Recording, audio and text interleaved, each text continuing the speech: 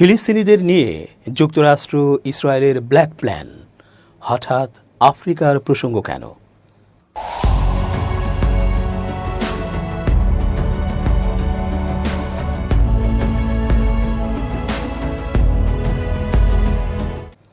আসসালামু আলাইকুম প্রিয় দর্শক, আমন্ত্রণ আজকের আলোচনায়।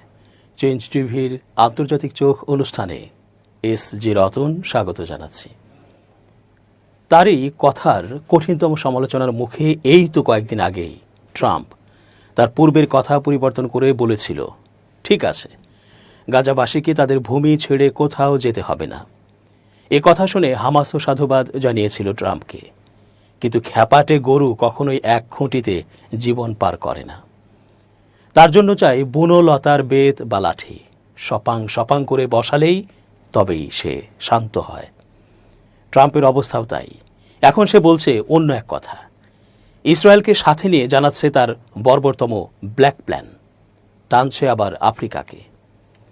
গাজা থেকে জোরপূর্বক বাস্তুচ্যুত ফিলিস্তিনিদের আবাসনের জন্য পূর্ব আফ্রিকার 3 দেশকে আহ্বান জানিয়েছে ইসরায়েল ও যুক্তরাষ্ট্র। অ্যাসোসিয়েটেড প্রেস এপি-কে এ তথ্য জানিয়েছে মার্কিন ও ইসরায়েলি কর্মকর্তারা।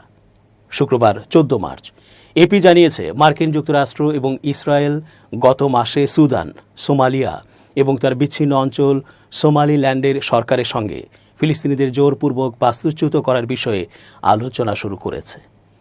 গত ফেব্রুয়ারি মাসে প্রেসিডেন্ট ডোনাল্ড ট্রাম্প দ্বিতীয় মেয়াদে ক্ষমতা গ্রহণের পরই ঘোষণা দেন, যুক্তরাষ্ট্র গাজা উপত্যকা দখল করে সেখানে মধ্যপ্রাচ্যের রিভেরা নির্মাণ করবেন এবং ফিলিস্তিনিদের উপত্যকাটি থেকে বহিষ্কার করবেন।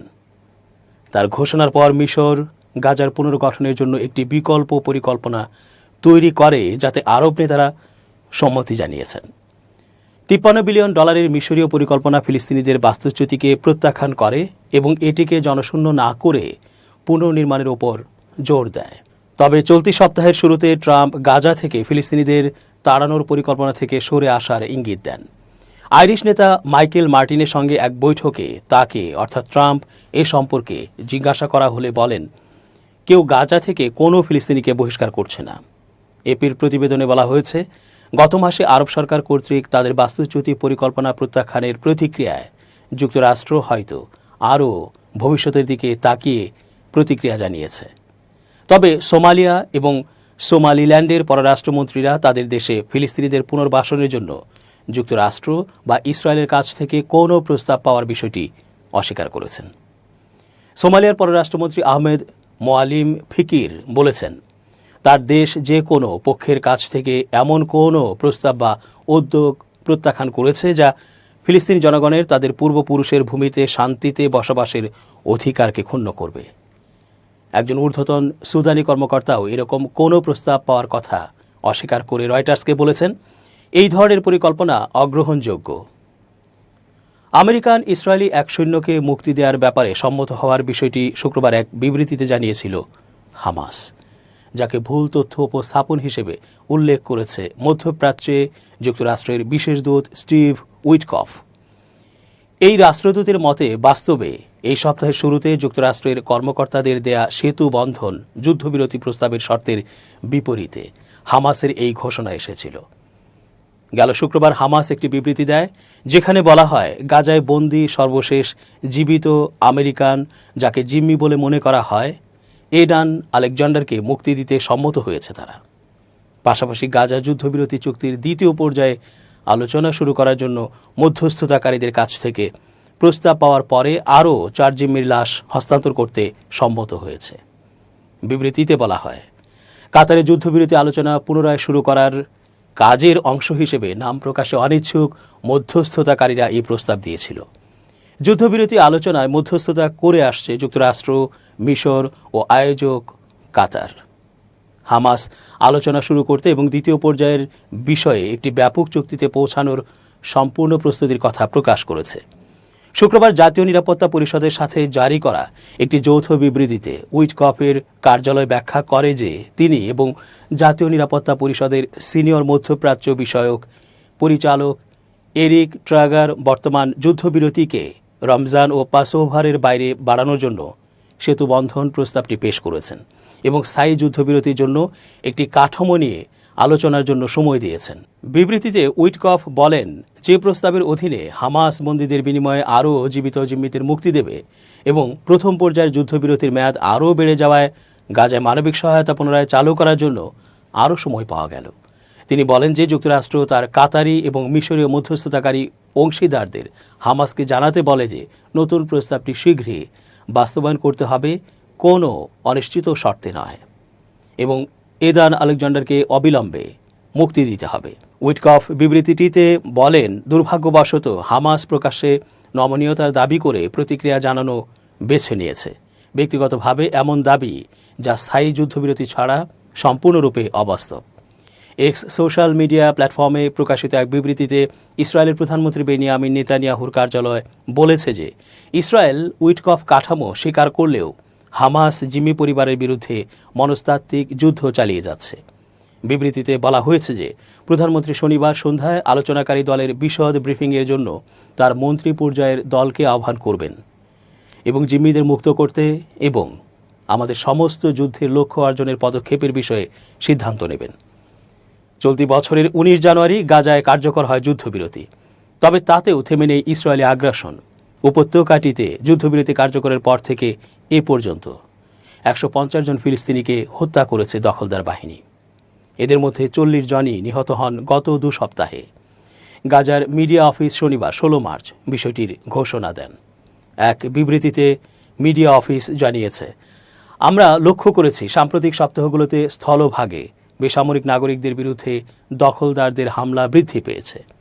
বিশেষ করে কাঠ সংগ্রহকারী বা বাড়িঘর দেখাশোনাকারীদের গুলি করে হত্যা করেছে ইসরায়েলি সেনাবাহিনী। উত্তর গাজার বেইত লাহিয়ায় ইসরায়েলি বিমান হামলার পর এই বিবৃতি দিল মিডিয়া অফিস। সেখানে সাংবাদিক এবং মানবিক সহায়তা কর্মী সহ 9 জন ফিলিস্তিনি নিহত হয়েছেন। এই হামলাকে জঘন্য গণহত্যা হিসেবে নিন্দা জানিয়ে মিডিয়া অফিস ইসরায়েলের বিরুদ্ধে আগ্রাসন বৃদ্ধির অভিযোগ তুলেছে। অবশ্য ইসরায়েলি নেতৃত্বের নির্দেশে সামরিক কার্যকলাপ বৃদ্ধির খবর পাওয়া গেছে। মিডিয়া অফিসের বিবৃতিতে আরও বলা হয়েছে, আন্তর্জাতিক বিচার আদালত আইসিজে এবং আন্তর্জাতিক অপরাধ আদালত আইসিসিকে ইসরায়েলি প্রধানমন্ত্রী বেনিয়ামিন নেতানিয়াহুর মাধ্যমে সংঘটিত যুদ্ধাপরাধের বিরুদ্ধে জরুরি ব্যবস্থা নিতে হবে। মিশর, কাতার এবং মার্কিন যুক্তরাষ্ট্রের মধ্যস্থতায় যুদ্ধবিরতি সত্ত্বেও এসব হামলা ইসরায়েলের যুদ্ধবিরতি লঙ্ঘনের একটি ধারাবাহিক অংশ। 6 সপ্তাহ স্থায়ী যুদ্ধবিরতি চুক্তির প্রথম ধাপ মার্চের 1 তারিখে শেষ হয়, তবে ইসরায়েল দ্বিতীয় ধাপে এগিয়ে যেতে অস্বীকৃতি জানিয়েছে। নেতানিয়াহু যুদ্ধবিরতির আলোচনা স্থগিত করেছেন এবং চুক্তির অধীনে সামরিক এবং মানবিক প্রতিশ্রুতি পূরণ না করে প্রাথমিক বিনিময় সময়কাল বাড়ানোর চেষ্টা করছেন। হামাস যুদ্ধবিরতির প্রতি তার প্রতিশ্রুতি পুনর্ব্যক্ত করেছে এবং মধ্যস্থতাকারীদের ইসরায়েলের সম্মতি কার্যকর করতে এবং আলোচনা এগিয়ে নেয়ার আহ্বান জানিয়েছে। প্রসঙ্গত, 2023 সালের অক্টোবর থেকে ইসরায়েলি হামলায় গাজায় 48,500 জনেরও বেশি ফিলিস্তিনি নিহত হয়েছেন, যাদের বেশিরভাগই নারী ও শিশু। এছাড়া আহত হয়েছেন 1 লাখেরও বেশি মানুষ। ইসরায়েলি বন্দীদের পরিবার ঘোষণা করেছে তারা প্রধানমন্ত্রী বেনিয়ামিন নেতানিয়াহুকে হামাসের সঙ্গে হওয়া চুক্তি বানচাল করতে দেবে না বা গাজার সুড়ঙ্গগুলোকে তাদের সন্তানদের জন্য কবর বানানোর সুযোগ দেবে না। শনিবার এক বিবৃতিতে তারা তেল আবিবে প্রতিরক্ষা মন্ত্রণালয়ের সামনে এই ঘোষণা দিয়ে বিক্ষোভের ডাক দেয়। খবর বার্তা সংস্থা আনাদোলুর বিবৃতিতে বলা হয়, যেখানে নেতানিয়াহু নতুন যুদ্ধ শুরুর হুমকি দিচ্ছেন, চুক্তি লঙ্ঘন করছেন এবং বন্দীদের জীবন ঝুঁকিতে ফেলছেন, সেখানে আমরা স্পষ্ট আজ বার্তা দেব, আমরা গাজার সুড়ঙ্গকে আমাদের সন্তানদের কবর হতে দেব না। একই সঙ্গে পরিবারগুলো সব বন্দীর একসঙ্গে মুক্তির দাবি জানিয়েছে। ইসরায়েলি হিসাব অনুযায়ী গাজায় এখনও 59 জন জিম্মি রয়েছেন, যাদের মধ্যে অন্তত 22 জন জীবিত। এর আগে শুক্রবার মার্কিন প্রেসিডেন্ট ডোনাল্ড ট্রাম্পের বিশেষ দূত স্টিভ উইটকফের কার্যালয় থেকে এক বিবৃতিতে বলা হয়, হামাসকে অবশ্যই বন্দীদের অবিলম্বে মুক্তি দিতে হবে, নতুবা কঠোর শাস্তির মুখোমুখি হতে হবে। তারও আগে বুধবার কাতারের দোহায় উইটকফ ও মার্কিন জাতীয় নিরাপত্তা পরিষদের পরিচালক এরিক ট্রাগার একটি সেতু বন্ধন প্রস্তাব উপস্থাপন করেন, যা একটি স্থায়ী যুদ্ধবিরতির কাঠামো নিয়ে আলোচনার সুযোগ তৈরি করবে। এদিকে বৃহস্পতিবার হামাস ঘোষণা দেয় যে তারা কাতারের মধ্যস্থতায় পুনরায় আলোচনা শুরু করতে রাজি হয়েছে। পরে শুক্রবার মধ্যস্থতাকারীদের প্রস্তাবে সম্মতি দেয় হামাস এবং আলোচনার জন্য প্রস্তুতির কথা জানায়। তবে নেতানিয়াহু এখনও এই প্রস্তাবে আনুষ্ঠানিকভাবে সাড়া দেননি। উল্টো তিনি হামাসকে দোষারোপ করে বলেছেন, তারা এখনও মানসিক ও কূটনৈতিক কৌশল প্রয়োগ করছে। এদিকে গত 19 জানুয়ারি স্বাক্ষরিত 3 পর্যায়ের যুদ্ধবিরতি চুক্তির প্রথম 42 দিনের মেয়াদ মার্চের শুরুতেই শেষ হয়ে গেছে।